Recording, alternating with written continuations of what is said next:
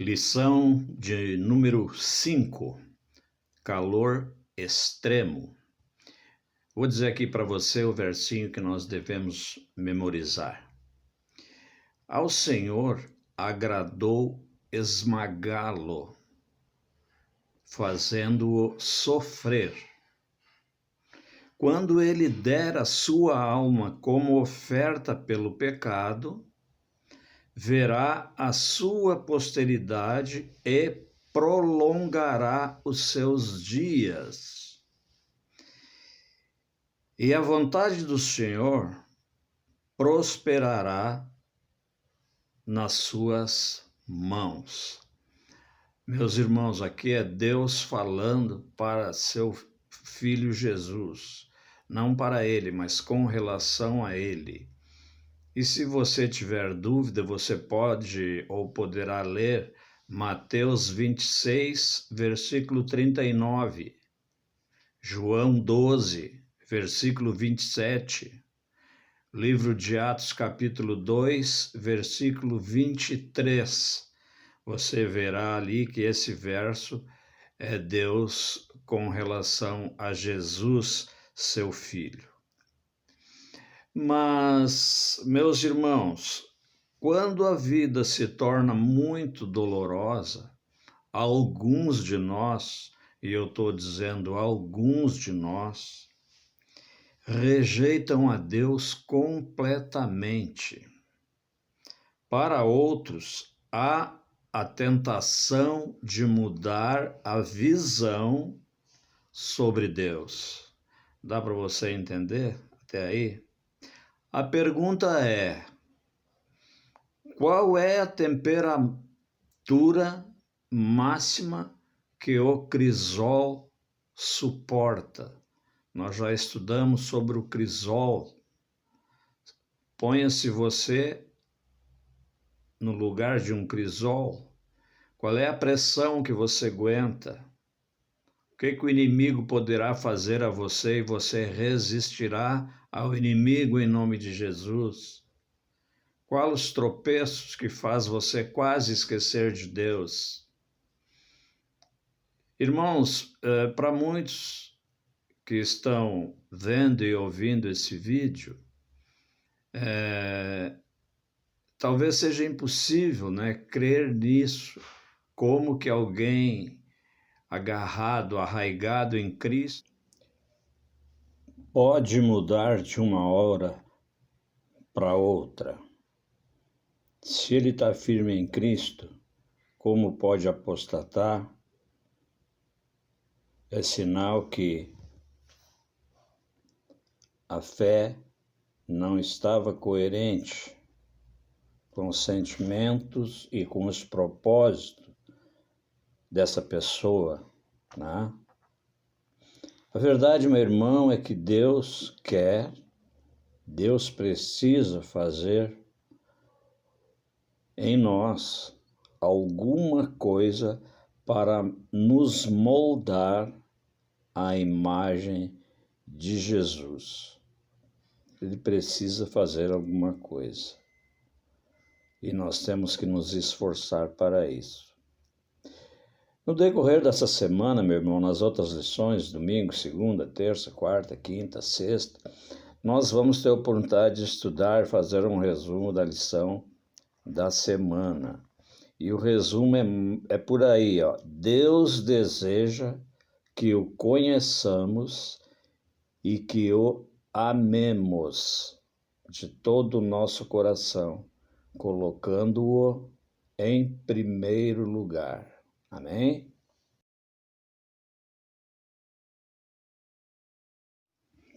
Lição de domingo, meus irmãos. Abraão no crisol.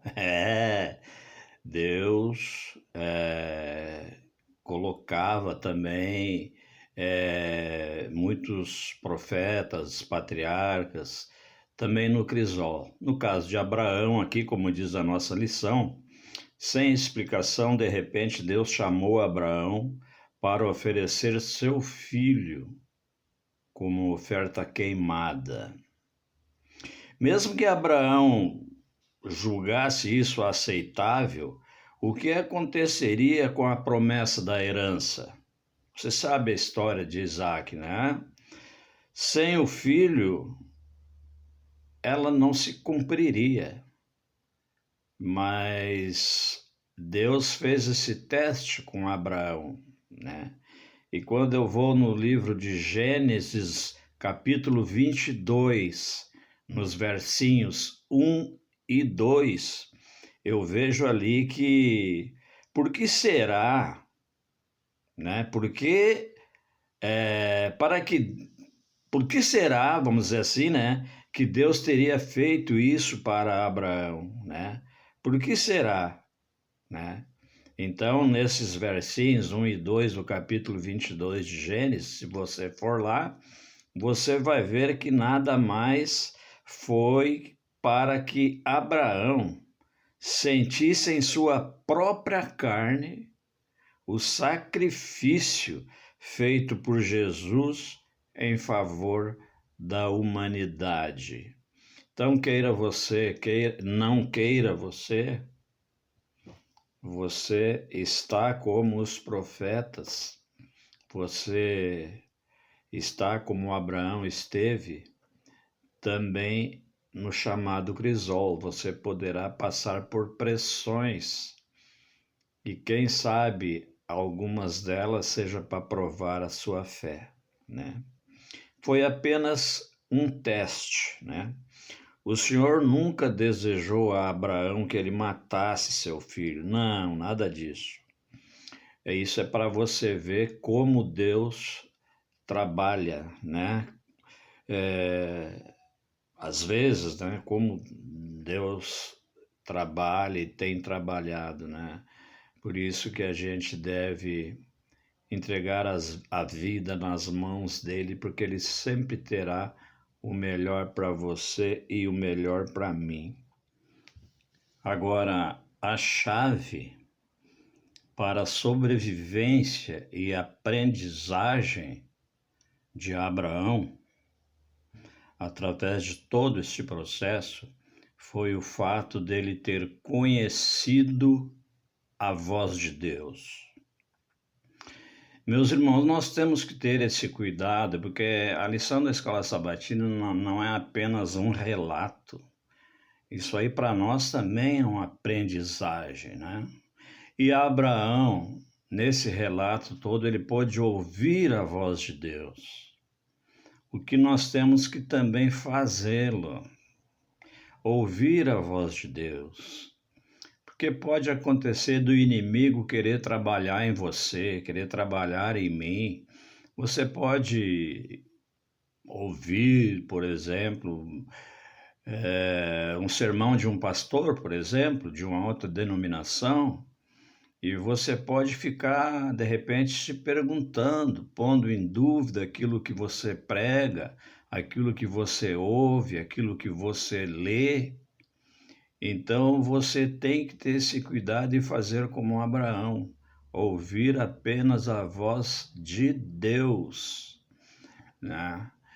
E como fazer isso? Nós temos que ouvir através da Bíblia, temos que aprender através da Bíblia, porque ali na Bíblia nós estamos falando com Deus. A Bíblia é um livro inspirado e só através dela nós temos acesso a Deus e podemos ouvir a voz de Deus através de nossas leituras, de nossas buscas, de nossas pesquisas. Então fica aí esse aprendizado para você. Vamos aprender, eu e você, você e eu, a ouvir apenas a voz de Deus em todas as circunstâncias. Amém, meu irmão? Agora então eu me despeço de você, deixando aqui um forte abraço para você e votos que Deus lhe abençoe. E você agora vai assistir um próximo colega que deverá falar para você na lição de segunda-feira, ok? Um abraço, fique com Deus.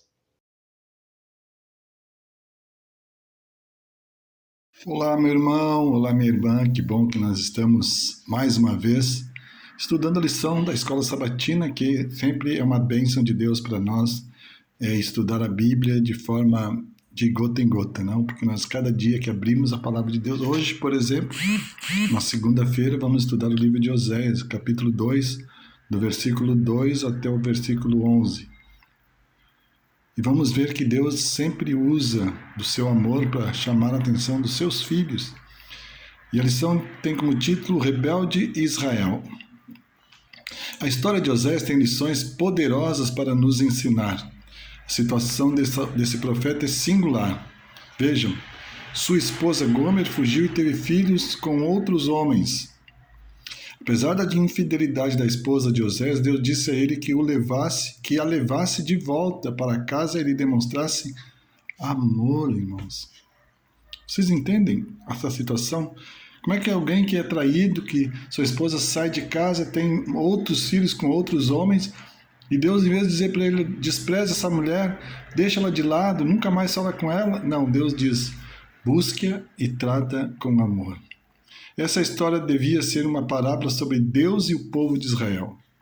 Os israelitas abandonaram a Deus e se prostituíram espiritualmente com outros deuses. Isso não foi uma vez nem outra, foi várias vezes. Sucessivamente, com a troca de reis, eles iam adorando outros deuses e colocando dentro dos seus cultos a idolatria pagã. Mas mesmo assim o Senhor ainda os amava e queria lhes mostrar seu amor.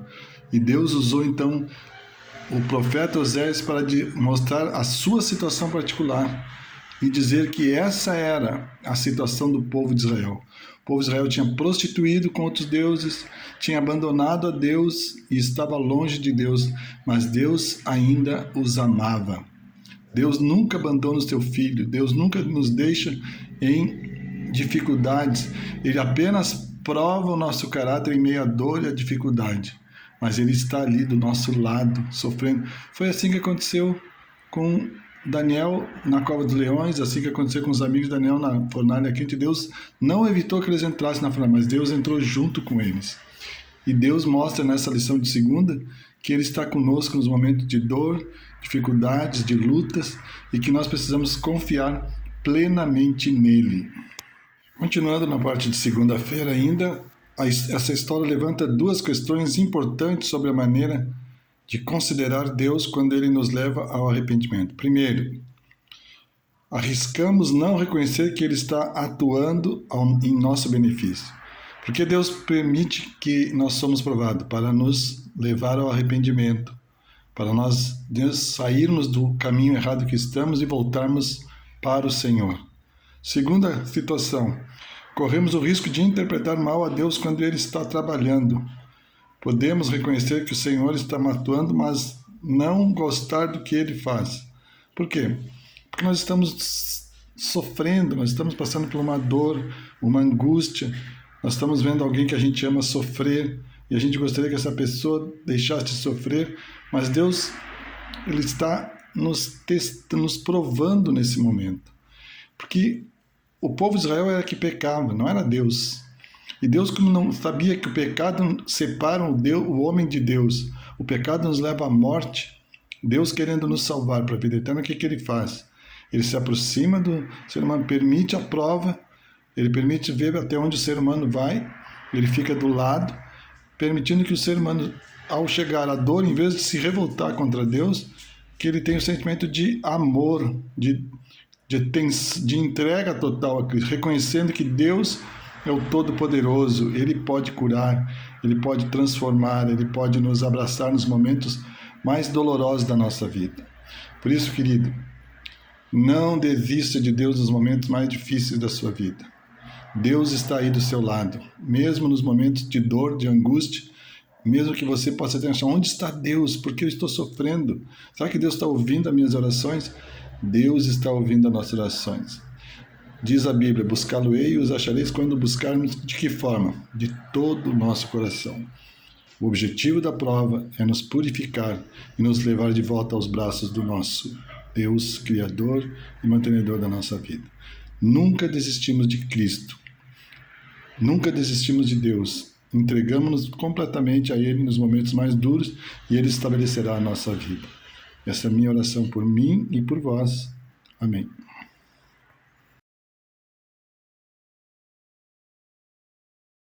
A lição de terça-feira, ela tem como título Sobrevivendo por meio da adoração. Essa lição conta a história de Jó, homem, conforme o capítulo 1, versículo 1 diz, homem íntegro e reto, temente a Deus e que se desviava do mal.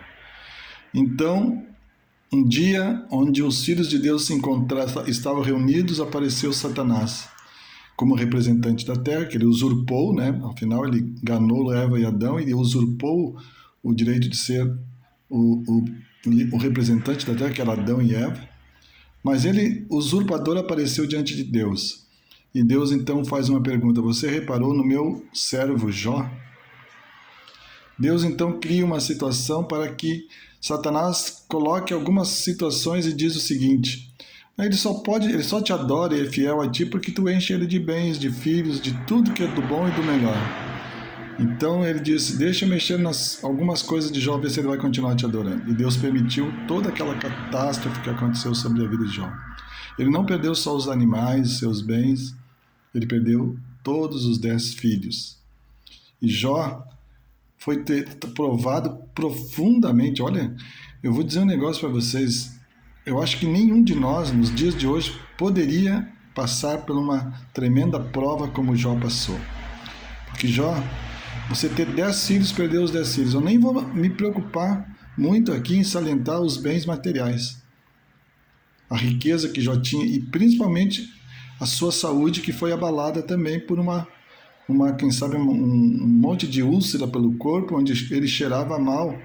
Então, assim, aquele momento ele era o quadro da dor, da dificuldade, da tristeza, e parecia que se alguém que não entendesse Deus, dizia: Deus abandonou esse homem, completamente.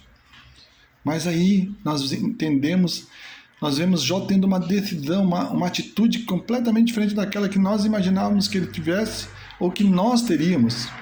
No verso 20 e 21 diz assim: então Jó se levantou, rasgou seu manto, raspou a cabeça, lançou-se em terra e adorou o Senhor.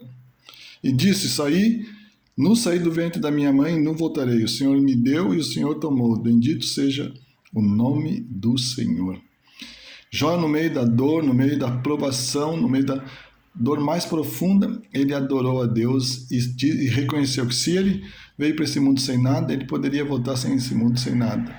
Mas ele não iria pecar contra Deus. Que tremenda lição Jó está nos ensinando. É possível reagir de duas formas do sofrimento que Jó passou. Podemos nos tornar mais amargos e zangados e virar as costas para Deus acreditando que Ele seja cruel ou que não exista. Ou podemos nos apegar ao Senhor com mais força. Jó lidou com a sua catástrofe permanecendo na presença de Deus e o adorando. Irmãos, Jó permaneceu na presença de Deus adorando. Vamos analisar de 3 formas o sofrimento de Jó.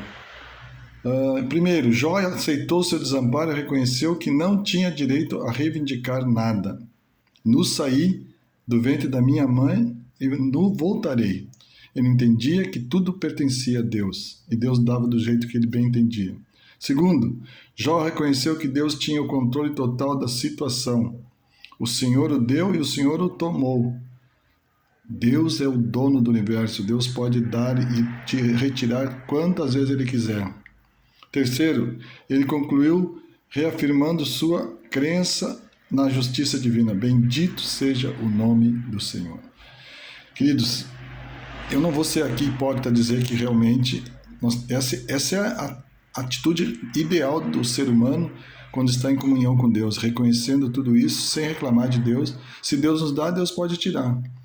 Mesmo que nós não entendemos o sofrimento e a dor que nós estamos passando, nós vamos continuar crendo e segurando a mão de Deus. Mas nós também podemos, como seres humanos, nos rebelar contra Deus.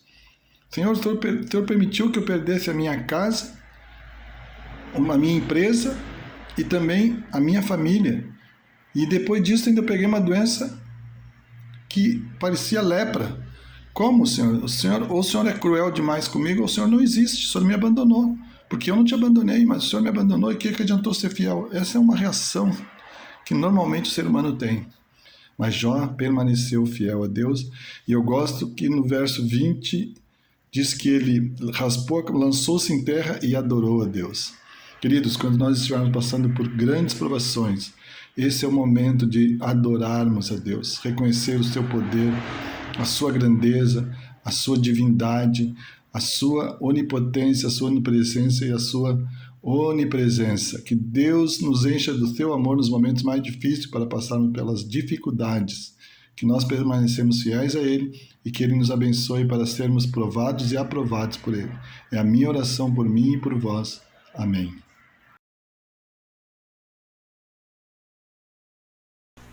Olá, tudo bem? Próximo tópico, sobrevivendo pela esperança. E não temos dúvida de que a esperança é o oxigênio do qual necessitamos para conduzir as nossas vidas. Já pensou se não fosse a esperança? É ela que nos sustenta, é ela que nos dá as perspectivas para continuarmos em busca de nossos objetivos. Observe bem o que está lá, escrito na Bíblia, em 2 Coríntios, capítulo 1, verso 8 e 9. Preste bastante atenção. Não queremos, irmãos, que vocês fiquem sem saber que tipo de tribulação nos sobreveio na província da Ásia. Foi algo acima das nossas forças, a ponto de perdermos a esperança até da própria vida. De fato, tivemos em nós mesmos a sentença de morte, para que não confiássemos em nós mesmos, e sim no Deus que ressuscita os mortos. Queridos, quando nós falamos de esperança, ela não está fundamentada em algo humano, ela não está alicerçada nos fundamentos humanos, e sim nos fundamentos divinos. A sólida e verdadeira esperança está na palavra de Deus, está nas suas promessas, está na vinda de Jesus Cristo, restaurará todos os fundamentos da criação. Que você possa estar refletindo nisso continuamente, e quando passar por momentos difíceis, tais como os descritos por Paulo, a ponto de perder a esperança, que essa esperança possa ressurgir, possa brotar. Não se esqueça que mesmo no deserto mais árido, a esperança, ela brota, que ela faça parte de sua vida. Próximo tópico, calor extremo. Com certeza todos nós já passamos por temperaturas altas em regiões ou estações do ano em que as temperaturas ficam acima daquilo que nós podemos assimilar como ser humano. É claro que o nosso corpo trabalha com uma determinada média de temperatura. Qualquer temperatura muito baixa, qualquer temperatura muito alta nós sentimos. Aqui nós estamos falando de temperaturas extremas, temperaturas que geram desconforto. E com certeza as dificuldades que nós podemos considerar como temperaturas extremas, elas nos tiram do nosso pensamento normal, dos nossos sentimentos habituais e acabamos, Senhor, ficando instáveis. As temperaturas elevadas tornam todos os elementos por ela atingidos como instáveis.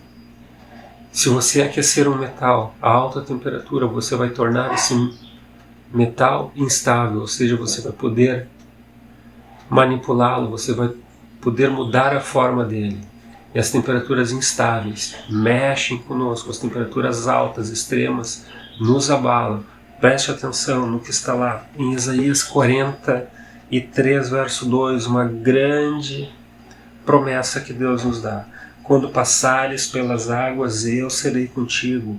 Quando pelos rios, eles não te submergirão. Quando passares pelo fogo, não te queimarás, nem a chama arderá em ti. Observaram da palavra de Deus, quando passarem pelo fogo, quando passarem por temperaturas extremas, a mão do Senhor estará te protegendo. Ele colocará um revestimento especial para que você possa suportar as temperaturas extremas. Que promessa fantástica!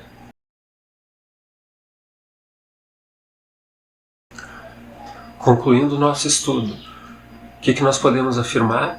Que as dificuldades elas existem, que as dificuldades muitas vezes fazem com que nós venhamos a reformular os nossos pensamentos, mudar a nossa postura, ter um refino de procedimento, de conceitos, mas que esse refino, que essa melhora, que essa evolução seja no sentido de reconhecer que Deus está no comando e que Ele pode sim, como autor e consumador, Ele pode nos testar.